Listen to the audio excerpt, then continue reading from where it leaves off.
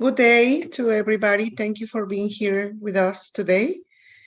We are going to have a very special webinar about cultural perspectives on leadership.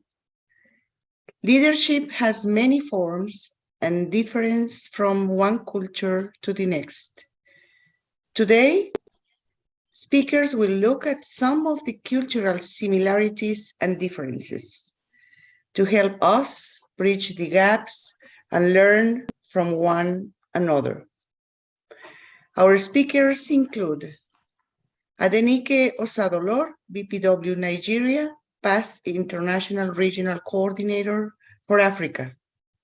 Diana Barragan, BPW Ecuador, current BPW International Regional Coordinator for Latin America. Pinella Bombaci, BPW Italy, immediate past BPW International Regional Coordinator for Europe. Bessie Hironimus, North America, BPW-USA, immediate past BPW International Executive Secretary, and past Regional Coordinator, North America and Caribbean. And Otoha Hayashi, BPW Japan, immediate past Young BPW Regional Coordinator for Asia Pacific. Thank you. And we will start with Diana Barragan, Regional Coordinator for Latin America. Diana, the floor is yours. Thank you very much. Hello, everybody. I'm very glad to be here. I'm very grateful to Yasmin and Anne to have invited me to be a panelist in this group. I'm going to share the screen right now.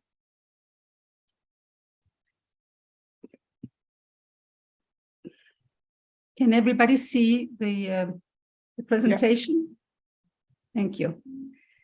So as Yasmin said, I'm going to speak about cultural perspective on leadership from the Latin American point of view.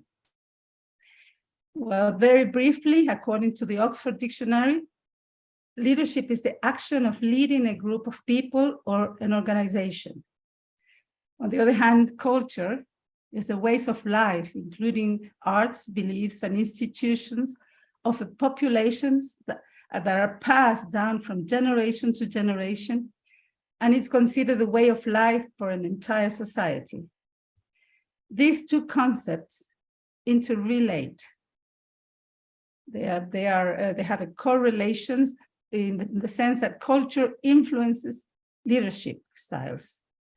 Every aspect of leadership is affected by culture, and the characteristics, the attributes and behaviors desired and believed to be important in a society for a leader.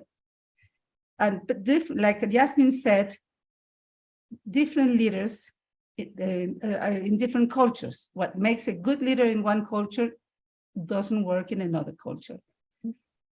Latin America is a very big continent.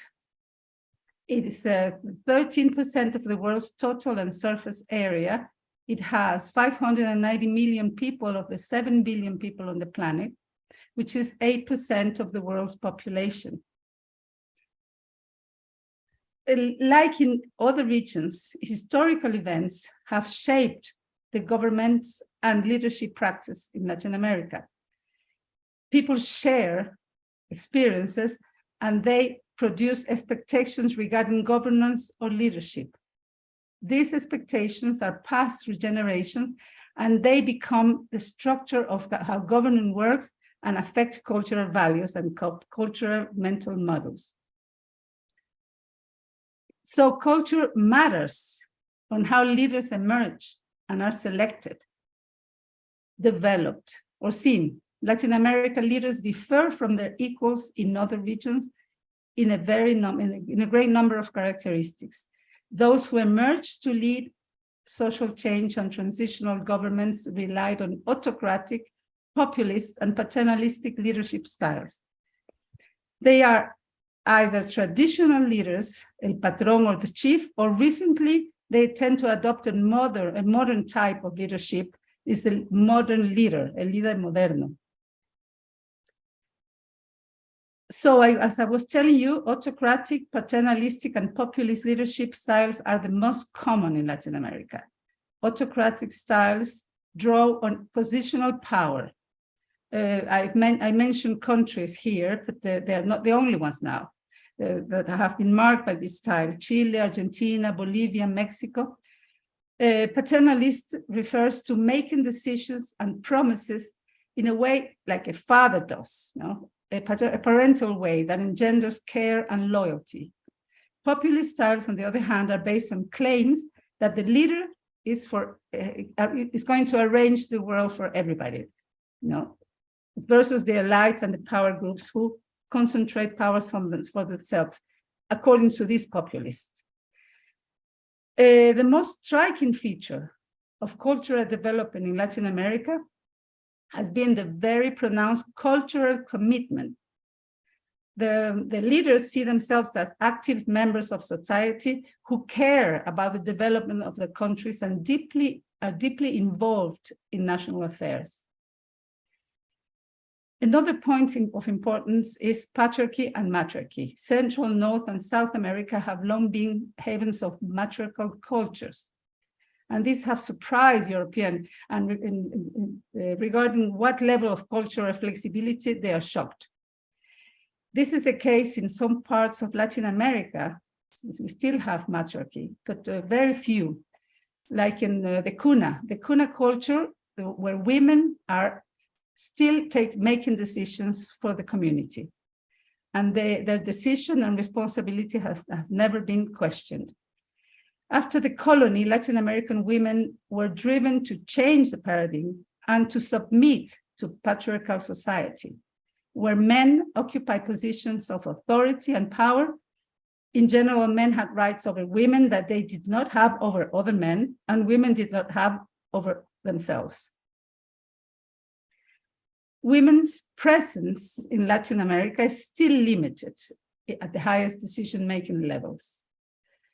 There's still a gap between formal actions and the results obtained in most countries. There are regulations, organizations, and public policies to mainstream gender policies, even if their effects is still uncertain. The region needs a very much more ambitious gender agenda, which goes from compliance with formality to women's full and meaningful participation. In this, the public sector should be the benchmark in each country. The main attributes for good leadership in Latin America is inspirational. I think this is common to many good leaders in the world, visionary leadership, and leaders exhibiting team integrating characteristics. If I summarize, I don't want to take too much, as another region, culture influences leadership. Latin American culture has inherited from its history, which has been that of colonialism. Women, instead of inheriting from matriarchy of the pre-colonial cultures, women have submitted to the patriarchy of the colony. A good leader in Latin America, it's the one that tends to engage in charismatic, value-based, and team-oriented leadership. But it won't be contrary to some elements of self-protective leadership. On the other side, in the public sector, we have paternalist, autocratic, populist leaders, and often they are preferred by the people. I just took the time to look what BPW International might need. In BPW International, what applies is cross-cultural leadership, which is becoming increasingly necessary as the world becomes more global.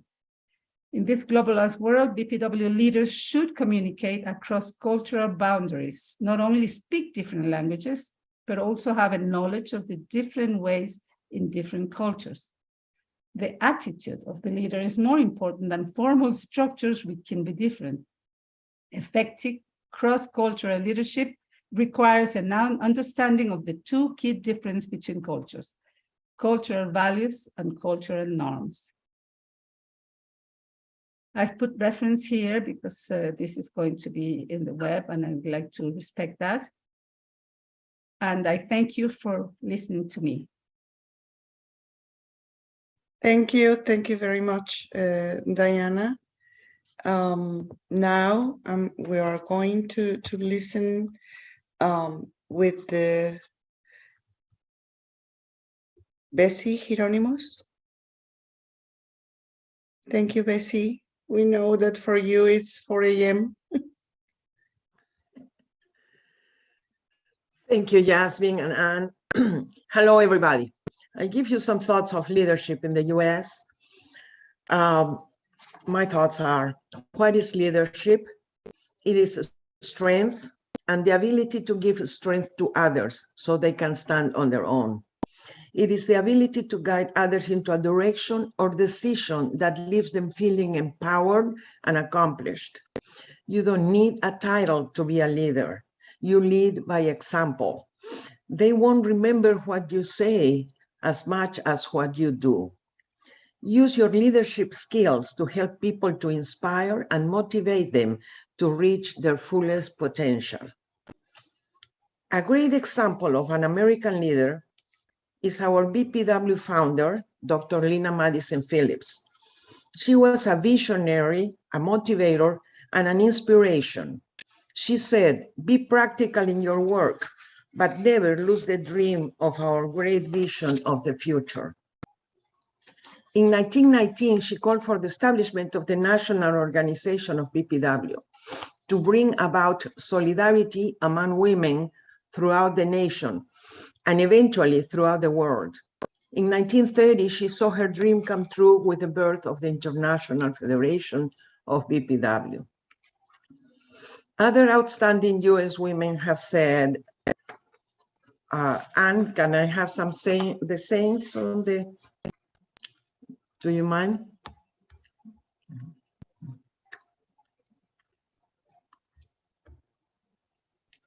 Okay. Nancy Reagan, First Lady of the US, said that a woman is like a tea bag. As soon as you put them in hot water is when you see how strong she is. The next one.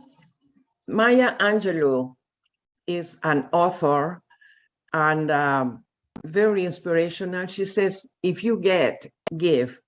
If you learn, teach.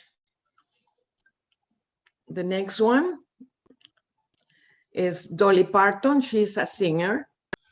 And she says, if your actions create a legacy that inspires others to dream more, learn more, do more, and become more, then you are an excellent leader. Another First Lady, Eleanor Roosevelt, said, do what you feel in your heart to be right, for you will be criticized anyway. And isn't that true? Thank you, Anne. In the US, the year 2018 was declared the Year of the Woman. It brought attention to the accomplishment made by women and their contribution to the country. It also attracted a record number of women to run for different public officers. A large number of political action committees were created, focused on supporting female candidates. For example, the Center for American Women and Politics is a primary source of data and analysis on women's political representation, with an extensive collection and analysis on women candidates and office holders. In the political sector, women nominees for gubernatorial and state legislative positions set new records this year, and a record number of women registered to vote. At the national level, we see an increasing number of women running for congressional office and seeking appointment to a public office or committee. The most common elective office for women beginning in the political career is to run for school boards, city council, or any other local public office, or for the board of civil societies. Other leadership positions are to seek appointment to local, state, or national boards, or to serve on boards of large businesses or corporations. At the moment, women's presence in the political sphere includes the national vice president, as well as the Speaker of the House, several state governors, and other important and influential posts. The major issues concerning women are women's rights and reproductive freedom, the economy, and immigration reform. Also, there is a belief that women wait to run until their children are a bit older and have less family responsibilities. It's not always true, but that is the general belief. Regarding leadership in the business world, the majority of small businesses in the US are owned and managed by women. With the COVID pandemic, most businesses were closed for a while, which caused a loss of jobs and a loss of businesses, especially in the service field and the small businesses. Business owners, mainly women, had to be resourceful and use their leadership skills to survive in a difficult economy. Fortunately, women are competitive and resourceful to succeed. There are many resources to assist businesswomen, such as workshops, courses, scholarships, and grants, government and civil societies offering training and help businesswomen reach their full potential. Of course, one of the last is the Business and Professional Women, BPW. Remember, leadership is the key to success. Leadership is an action, not a position. A good leader does not command excellence. She builds excellence. To be an effective leader, your followers must have trust in you, and you must have honesty, be competent, inspiring, courageous, and most of all, be prepared and well-informed. Thank you. Thank you very much, Bessie. And now is the time to listen. Pinella, I cannot see you. Hi, Pinella. I'm fine. Aspetta, arrivo. Thank you, my dear, for this opportunity. I am very, very happy today to embrace you all, huh? Because you are my friends, first of all. So I have to share my video, and I will share with you. I am here. As you know, I was, aspetta, questa la dobbiamo levare. Ecco. I was a national president of BPW Italy in the biennium 27-29, and after European Coordination Committee Secretary for 6 years, and then BPW Europe Regional Coordinator for 3 years, 2017-2020. As you can imagine, I visited more than 100. I visited more than 100 clubs in different regions of Italy, but mainly many countries in Europe, and not only in Europe. For this reason, it is true, I had the opportunity to observe the different leadership style in each country, the fantasy of the Italian members, their capacity to involve other women in their territories, the fantasy of their actions in organizing events following the themes indicated by the international and the national president, their ability to involve local institutions, but also other sessions for a common action in favor of women. I had also the opportunity to observe and admire the perfect organization capacity of the Switzerland members. Think that at the European Conference 2016 in Zurich, more than 900 members were from all over Europe, and world. And everything, I repeat, was perfect, like a Swiss watch, like as we say in Italy. I had the privilege to meet in their countries so many members from the eastern part of Europe, their sweetness, their strong desire to be part of our women association and find networking opportunities. In Russia, in Poland, in Georgia, in Ukraine with the beloved members of BPW Chernihiv,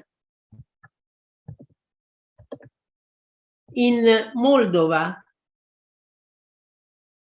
I noted in these countries a silent but desperate need of attention, of care, but also generosity and a great sense of hospitality. I have known the radiance of the members who lives in the islands, always ready to cooperate for a common success. We know well that there is no a single leadership style that works for all people. Every leader has a personality and a background that influence her leadership style. But everywhere in BPW, at least in Europe, with some rare exceptions, I noted and had proof of a visionary leadership with a clear and long-term vision, able to inspire and motivate other members. And this is a great and valuable behavior, because a democratic leader welcomes everyone's opinions and encourages cooperation, distributing decision-making and responsibility to everyone. Organization members feel inspired and understand their role. Temporary problems don't discourage the leader, because she always has the final goal in mind. To guide these different people in Europe, I used my idea of leadership. A leadership enclosed in a sentence that I have always kept in my heart and that has always guided my actions. It is not a sentence of mine, it is a sentence of a famous Italian entrepreneur. If your spirit is full of positive feelings, your actions will be full of fascination. With this idea of leadership, with passion, competence, availability, respect, I was able to unite so many countries and to strengthen BPW Europe, transforming also the cool best regards into big hugs. When your spirit is full of positive feelings, your action will be full of fascination. This is my idea of leadership in BPW. Thank you. Thank you very much. What a great experience you are you just shared with us. And now is the time to listen. Otoha, are you there, Otoha? Yeah. Hi, everyone. Thank you, Otoha. We know that you are a little bit sick. Yes, yeah, thank you. Yes, Thank Miss. you. Thank you. Yeah.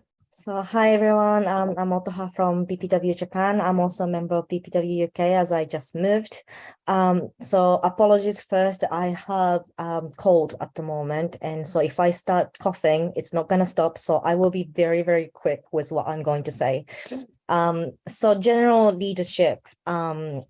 You know, I have the other panelists who have great experience, and they are doing a lot of great explanation to you all. So I'm just going to focus on the Asian perspective, but especially in Japan.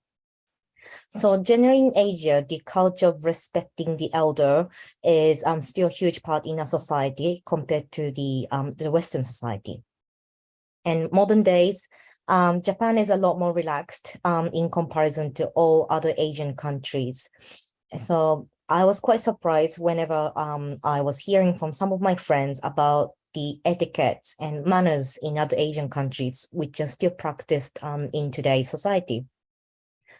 But compared to most Western societies, the younger ones definitely lack the opportunities to speak up, which of course leads to the lack of opportunities to take any leadership roles, is the general consensus that we have. So why are the elders respected more and not the younger ones? It is purely based on the simple fact that the younger ones, the younger you are, the less life or career experiences you have, which is the reason why the elders are always respected and heard. Therefore, it's sometimes some elders might say it's not worth listening to you, is what they might say to the younger people. And so is there any difference in your gender if you're being heard or not? Of course we do. So patriarchy has still been a big issue in Japan. Although it's changing in the big cities like Tokyo, women are still belonging to her family, her husband's family, unless she's the biggest breadwinner in the household, or she has decided to cut all ties with her family in some extreme cases. So in many parts of Japan, younger women still suffer from not being able to get the education that she actually wanted. So people might have problem with going to university to study anything to do with science, because any woman with science degree in some rural areas, it's not easy for them to find a suitable husband, because you don't want your wife to be too smart. So the younger woman will be told by their family that you shouldn't go to university. If you want to go to university, then you should just study literature, because you will not be seen as too smart. And then you will have a lot more suitors for your marriage in the future. As ridiculous as it sounds, it's still the case. And it's still the case for people my generation in their 30s, and also for the people who are in their high school age at the moment. So now, as I mentioned earlier, the younger people are less heard, respected due to lack of experiences. Women always lacking experience or even education compared to men. So now you know what happens in a leadership situation. If you're a woman, and if you are not the oldest one in the room, you will never be heard, not recognized, and certainly you will never be a leader. I'm not sure if everybody saw this news back in 2020, but for our Tokyo Olympics organization committee, we had the head of the committee saying some disrespectful phrases towards fellow women who were also on the committee with him. This has caused a lot of issues in Japan. He was also a former prime minister of the country, saying something like this, which was an embarrassment and then a shock to us as a nation. But to have this taken up as an issue and also as a headline in all medias in Japan was a big surprise, but also a very promising and positive perspective for us, because our society is definitely changing. And although it's a very small pace and not small steps, I think Japan might change a little bit, and then hopefully this is going to change a lot. But generally speaking, yes, we still have a lot of issues in leadership, equal opportunities, not just for men and women to have equal opportunities, but we also have a lot of issues depending on what age you are as well. So that was my very, very quick insight to how the leadership situation is in Japan. Thank you. Thank you. Thank you very much, Otoha. Too much to do there and in some other countries in your region. Now is the time to listen Adenike Osadolor, past regional coordinator of Africa for 2 terms. Adenike, the floor is yours. Thank you very much for giving me this opportunity to share from an African lens on cultural aspects of leadership, cultural perspectives on leadership. I must start by saying that there is not one single, excuse me, please, there is not one single African perspective. Africa is diverse in terms of culture, in terms of tradition. And within this diversity, there are different levels of leadership, from the family unit to the clan and to the community. Leadership is also operated at every stage in life, within age groups, elders, warrior groups, and so on, with each respecting the others and acknowledging that each needs the others to survive. Even though there is a diversity of African cultures, there are commonalities,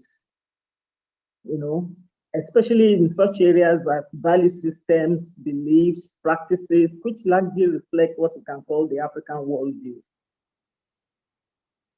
Maybe I should mention before I go on that in Nigeria alone, in my country, there are over 250 ethnic nationalities with different languages.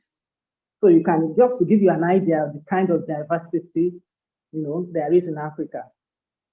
That is only Nigeria, and we have 54 countries in Africa with that also, spread also in their diversity.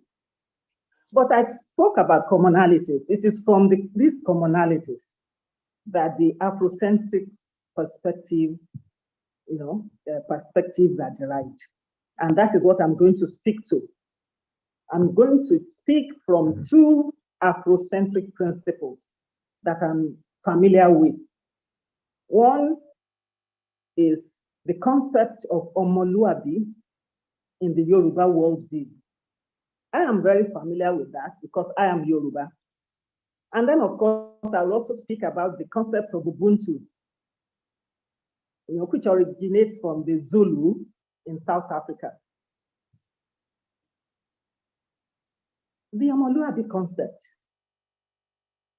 That word, Omoluabi, derives from 4 words.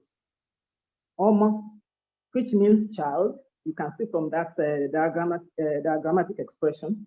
T, which means that or which. And Oluiwa, which means character. And there is B, which means bears or give birth to. So looking at the combination of those 4 words, Omoluabi now becomes the child that character, note the capital C in character, gives birth to. Character here means the author of character, if there's anything like that. That is the perfect essence of character. So a child so begotten can only be the reflection of that perfect character. This is much like Plato's world of form and appearance. And this character manifests in different ways: courage, hard work, humility, respect, among other values. And then, so the Omoluabi principle now of leadership in Yoruba culture. A leader must be seen to embody all the virtues of Omoluabi. That is, a person of honor who believes in hard work, respects the rights of others, and gives to the community in deeds and in action. The concept of Omoluabi is supposed to guide leaders to be empathetic and to allow citizens get jointly involved in the leadership process. So the leadership that imbibes this Omoluabi principle, the Omoluabi principle and values, invites respectability and acceptability. The second principle I want to touch on is the Ubuntu principle. Ubuntu is well recognized in African philosophy as emphasizing that an individual's success comes through others. That is to say, I am because of who we are. Quoting a lawyer and a leadership consultant, Soye Shobandi, He describes Ubuntu as emphasizing collective action. There is no place for me, myself, and I. Together, we win and make a difference. So taking these two principles together, what are the gains for leadership? A common thread running through the two concepts of Omoluabi and Ubuntu is the principles they both espouse. One, the community is one of the critical building blocks of society. We often hear it said that it takes a whole village to raise a child. Two, joint ownership of the commonwealth of a nation by both the ones who govern and the governed. And three, full and equitable participation of the citizens in governance. These principles were what galvanized men and women in Africa to rise against colonialism. People like Kwame Nkrumah, practiced Lumumba of Congo, Democratic Republic of Congo. People like Awolowo in Nigeria and Azikiwe in Nigeria too, and several others. And even in recent times against apartheid, when we talk about apartheid, we remember Mandiba, Mandela, and so many others. It also gives rise to a new crop of political, business, and thought leaders across Africa. I would say, for instance, that these principles plays out very well in Rwanda, for instance. In order to build itself up after the devastating genocide of the Tutsis in 1994, Rwanda, under the leadership of Paul Kagame, is working on changing the narrative. And its success lies with everyone getting involved, from the young entrepreneurs, the young professionals, to the high number of women in the legislature, up to the president himself. And so, talking about this, I just want to end with before I end, I want to say that I'm not trying to paint a very beautiful or perfect picture of Africa. I'm talking from the cultural point of view.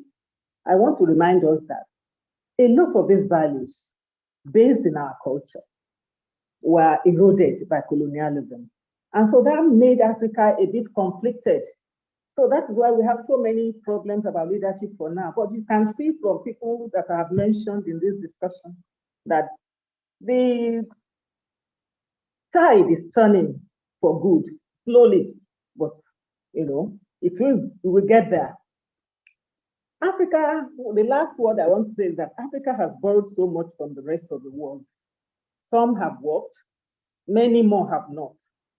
So it is about time that we also begin to lend what works for us to the rest of the world, even in BPW International, as women, mentoring others, building others, and making others, be parts of a society that works for everybody. Thank you all for listening. Thank you. Thank you very much to all our speakers. It was a great presentation. Anne, do you want to? I'm here, Yasmin. So I also want to thank all of our speakers and to invite now people from our lovely audience to jump in. So before we do open it up to everyone, I wonder, Yasmin, do you have any comment or question that you'd like to make? Thank you. Well, yes, I think it's too much to say about in BPW, mainly in BPW. Each region have a different cultures. For example, North America is Canada, USA, and the Caribbean. And these three BPW members are different. Latin America is the same, and as Pinella said, in Europe, and also differences in languages, which makes sometimes difficult to communicate. In Africa, the same. They have also Egypt, which is an Arab country, and that is Africa country and totally different from each other. So it's not easy to be a leader in BPW International. You try to please sometimes everybody, but this is something that it's not possible all the time. So yes, we are a huge mosaic of cultures and different styles of leadership that we have to learn if we want to have a leadership position in BPW International and respect each other. And also the members has to learn how to be democratic, how to follow the rules of BPW International, because the rules are the rules for everybody. No matter if your culture is different, but this is the main issue in importance in BPW. Our governance documents let everybody to have the same rights. So it's also a learning organization to everybody. So thank you very much. Thank you, Yasmin. Okay, we're going to start with Carmen. Hi, everybody. I just have a question to all of the panelists, and anyone that likes to answer it is fine by me. I just want to ask the question, what do we do when the leader is not a good leader and when it's doing a huge amount of damage to your organization or company that you work for? That it affects so much that if it's an organization, you're actually losing members. So does anybody actually have an idea of what you do in a situation like that? Or would anybody like to comment on it? Thank you, Carmen. All of our speakers don't need to comment, but if anybody would like to comment on that, when we have a destructive leader. Bessie, I see your hand, I think. Bessie, if you'll just unmute. Well, BPW is not, it's a participatory organization. It is not dictatorial. Unfortunately, some people believe that the position gives them the right to be dictatorial. And as I said, you don't need a title. You are there to serve people. You have been elected or appointed to do the job that you are going to be performing. And there is not just one person managing the whole organization. There is a structure there. And if you see that your leader is not performing the way that it should be, there is an executive committee, a board, the board of directors, there is the regional members. I mean, the membership should stand up and say something because the members have the voice. Okay. It is a membership-driven organization. Okay. And not easy, not always easy. No, not easy to do. So Carmen, I'll add something to that because just in the last 2 weeks, we replaced the president in Hong Kong. And she's a lovely woman with a lot of leadership capability, but we had a year of dysfunction. And so what we had to do was our past presidents form an advisory council, and we took the lead and then encouraged the members, and with her agreement, we encouraged the members. She stepped down, and then we held a special election to replace her midterm. So if the person doesn't agree to step down, that of course is more problematic. But if they do, then there's an easy way to, whether special election or similar, to replace them. Okay, thank you. Who else would like to speak? Diana. Diana, go ahead. Yes, that model that you just described is very good. But in places like, I just listened to Otoha, and what she talked about is similar to what obtains in Africa. It's always difficult for people to come up against their elders. And so from a cultural background, this becomes very difficult to unseat a bad leader. It takes time. But I'm sure, but I also learned from what you said. You are the past presidents. forming an advisory council now came together. Even if that person will not listen to any other person, I think she will listen to her predecessors. And so that will make a difference. But I'm just saying that for some cultures, that is a very difficult thing to do.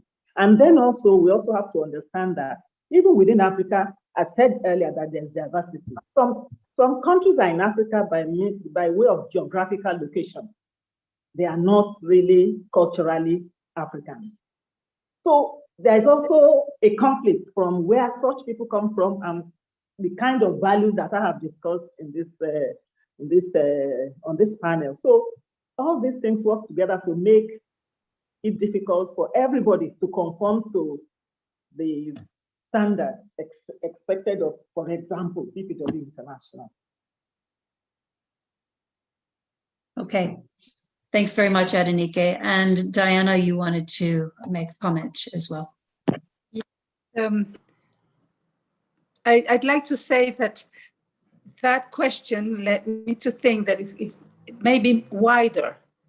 Because if you take the problem to a country level, or private organization or non-profit organization, the problem is different.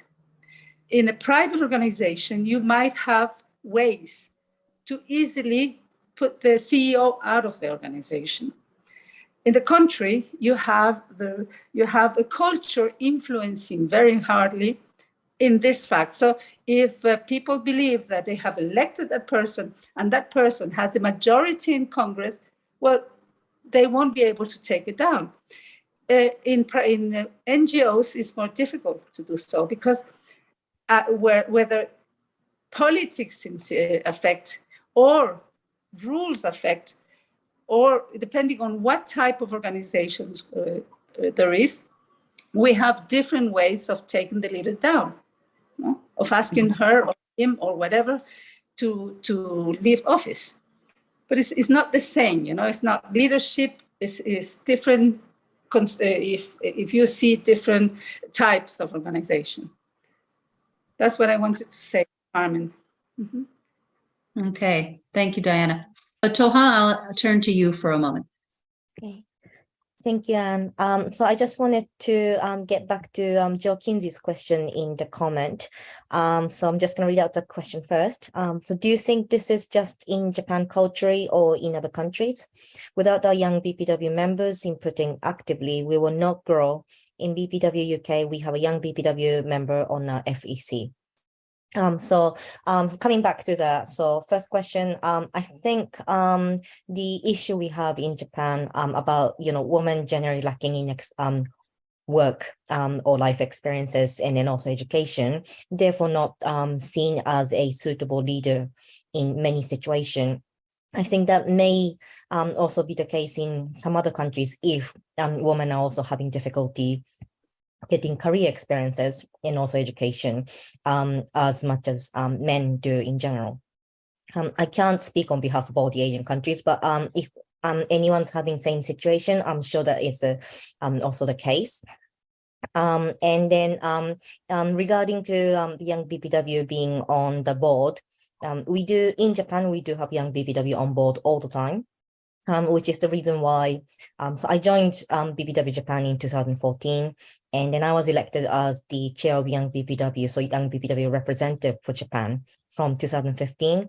And since then, because of the NGO rules in Japan, I couldn't stay as a Young BPW chair the whole time, but they have been keeping me on board for lots of other roles. So right now, I'm the chair of the International Committee for BPW Japan. And then we just making sure I'm no longer in my 20s, but at least I am still the youngest one on the board. And then we just making sure that I'm also going to be talking with people in their 20s and then keep getting refreshed and updated. And then I think that's I hope that's the situation in many of the BPW countries as well. If not, then that's definitely something we should keep encouraging to make sure young BPW member is definitely on the board member. Thank you, Otoha. And I'll just add a note to that because of my 10 plus years in neighboring Korea, that one word you're not using, although you're talking about it, is hierarchy. which comes from Confucian ideals in the past. And Northeast Asia in particular is one of the most hierarchical areas of the world. So it's not only the gender issue, but you were mentioning youth. And I think Joe's question is also about not necessarily giving enough voice or enough leadership opportunities to younger people because we assume they don't have enough experience. But there's that whole other layer of hierarchy in Northeast Asia that is another very powerful influence that really, I think Western cultures may have had some of that traditionally, not speaking before you're spoken to if you're younger and that sort of thing, or given permission and such, but it's still very strong in that part of the world. So I think that's a little bit more than other cultures would be. Yeah, so just that the BPW Japan was my first ever experience outside of my family household. I can just speak at the same level as everybody else who was in the room. That makes BPW very different from Japanese culture. Yes, yeah, no, so we have because that would not be done in a Japanese corporation, I'm quite sure. Yeah, so I'm always told to just be careful when I'm outside. Great, thank you. Oh, Elena. Yes, hello, good morning to everyone. So I have a question again for all the panelists, and is related to, of course, the leadership issue and the soft skills, because leadership is made, of course, of hard skills, but also a lot related to soft skills. So the question is, how do you measure them? I mean, it's quite easy to measure hard skills, but it's more difficult to score the soft skills. So I would like to know, how do you do it? And if you have a procedure to do this, because we talk a lot about being inspiring, being flexible, being humble, etc., but how do you score this type of capabilities that are really important? Soft skills. Diana, would you like to begin with that? I see your hand.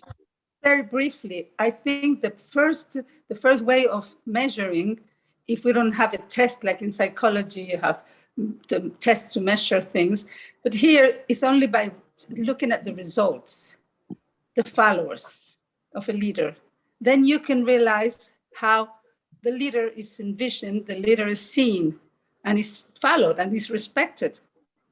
This is what I think can be, how I think it can be measured. Elena, I don't know if I answered that. Yes, absolutely, you answered that, but yes, and it's really important, I believe, and it's the way of inspiring people. So if you have a lot of followers and a lot of people who respects you, means that you have done great. So you have those capabilities. I believe that we should do something more. We have to find something more, because sometimes it's really difficult to understand whether that person is a good leader or not. And since we don't have like KPI for technical skills or for very clear goals that can be seen or can be measured, it's really tough. But absolutely, Diana, I agree with you, this can be a solution. On the other hand, followers might just indicate charisma. It's very easy to have a lights and whistles and bells sort of show and nothing underneath it. So can go both ways in terms of how many people follow you. Thank you, Elena. We are at the end of our session, actually, so I do want to bring it to a close. So I will give a great big thanks to each of our speakers. Again, we have Otoha from Japan and now from UK. You're in for a few culture shocks, but I know you went to school there, so your schooling years will help. Pinella, of course, from Europe and specifically Italy. Bessie from North America. Diana from Latin America, specifically Ecuador, and Adenike from the African region, specifically Nigeria. A great big thanks to all of you one more time. And your voices have been heard and appreciated, and the mosaic of all of these regions is something that we can really cherish and learn from for the rest of our lives and beyond, if you will. Yasmin, thank you as always to my co-facilitator for this series. We will this, of course, concludes the 2022 series. We will be continuing in January, and we will have a new format for next year, so stay tuned. And we thank all of the rest of our audience today, all of our participants, for being here. We really appreciate it. So thank you to all of us, and we'll see you next time. Bye for now.